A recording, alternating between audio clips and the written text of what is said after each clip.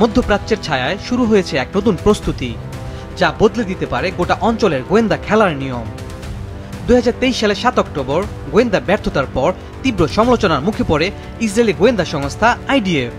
তারই প্রেক্ষিতে এবার তারা বদলে ফেলেছে গোটা গোয়েন্দা প্রশিক্ষণ ব্যবস্থা, ঘোষণা করেছে সবচেয়ে বড় পরিবর্তন। প্রথমবারের মতো IDF এর সকল গোয়েন্দা সদস্যদের জন্য বাধ্যতামূলক করা হয়েছে ইসলাম স্টাডি এবং আরবি ভাষা শিক্ষা। শুধু তাই নয়, তাদের 50% সদস্য শিখবে সরাসরি বিভিন্ন আরবি উপভাষা, হুতি, ইরাকি, এমনকি হামাসের ব্যবহৃত ভাষার ধরন পর্যন্ত, যাতে তারা শত্রুর চিন্তাধারা বুঝতে পারে আরো গভীরভাবে। IDF বলছে ইয়েমেনের হুতিদের যোগাযোগ বোঝা তাদের কাছে এখন বড় চ্যালেঞ্জ।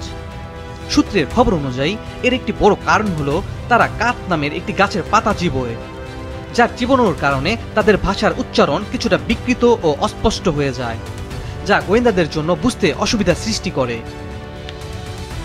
এমনকি এর কারণে গেল জুন মাসে ইসরায়েলি বাহিনীর একটি মিশন ব্যর্থ হয়েছিল, যা তাদের আর্মি রেডিওর এক টুইটে উল্লেখ করা হয়েছে।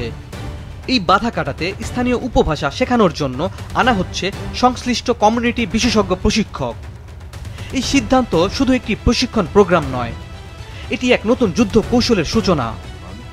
বিশেষজ্ঞদের মতে এই উদ্যোগ ইসরায়েলের জন্য সাংস্কৃতিক ও ভাষাগত দক্ষতা বাড়িয়ে গোয়েন্দা কার্যক্রমকে এক নতুন উচ্চতায় নিয়ে যাবে।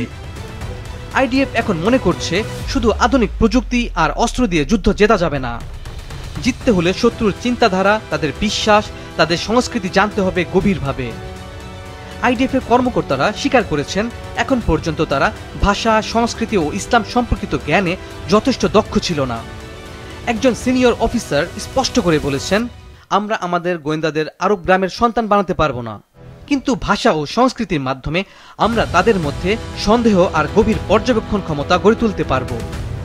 বিশেষজ্ঞদের মতে এই পদক্ষেপ শুধু একটি শিক্ষা সংস্কার নয়, এটি নতুন ধরনের গোয়েন্দা যুদ্ধের সূচনা। সাংস্কৃতিক ও ভাষাগত জ্ঞান ব্যবহার করে শত্রুর চিন্তা ভাবনা বোঝা এবং তাদের কৌশল ভেঙে ফেলা, এটাই হবে ইসরায়েলের নতুন যুদ্ধ কৌশল।